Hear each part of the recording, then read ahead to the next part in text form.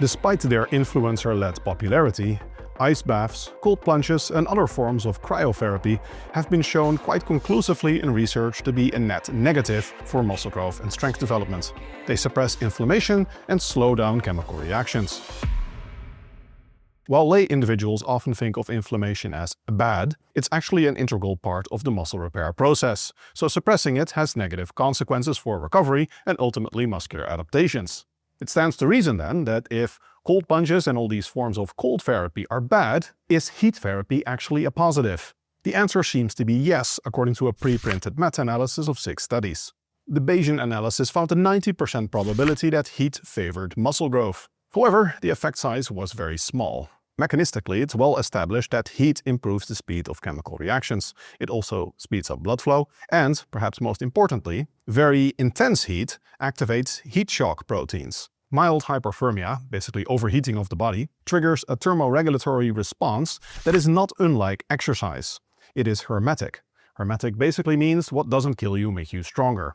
So mild overheating triggers adaptive responses in the body that have some effects somewhat like exercise, and they are good for you in small amounts as long as the body can recover from this.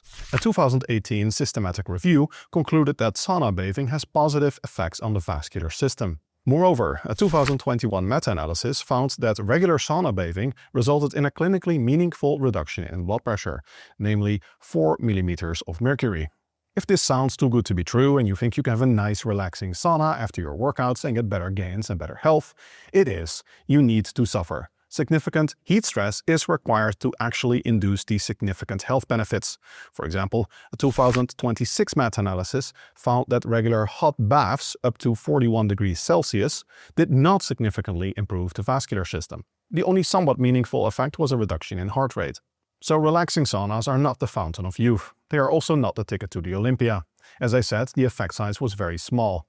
To quote the researchers, they named it some evidence of a small effect favoring heat therapy, and the credible interval extended below 0, which is a statistical way of saying the actual effect might still very well be 0. Moreover, for strength development, the effect size was almost exactly 0. The potential extra gains are also not free in the sense that the significant heat stress that is required to trigger these adaptations might actually delay recovery. In one of the few studies on elite athletes with a proper placebo control, swimming performance the day after the sauna was actually impaired.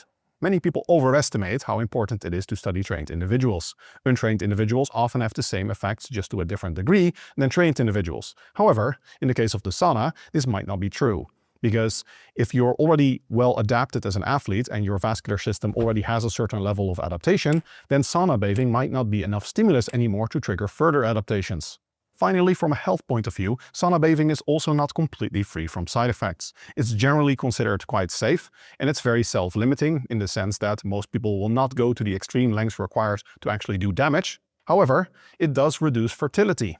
One study concluded sauna use results in a strong impairment of sperm count and motility, and that was with just 2 weekly sessions in a Finnish sauna. The reason is that heat is well established to be toxic to sperm. This is quite literally why men's balls hang outside of their body. It's a little bit cooler.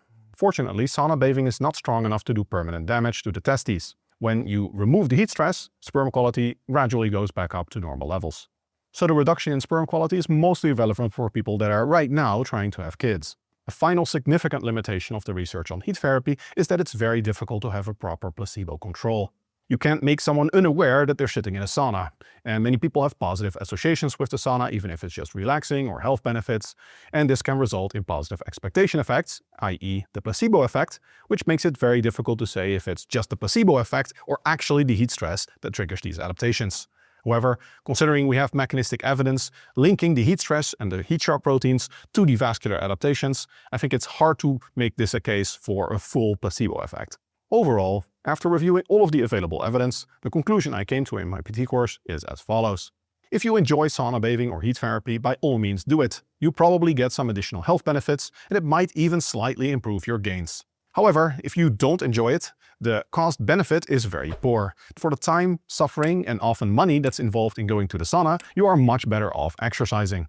If you like no-nonsense evidence-based reviews of popular fitness topics, you'll probably also like this video, or check out my PT course. See you next time.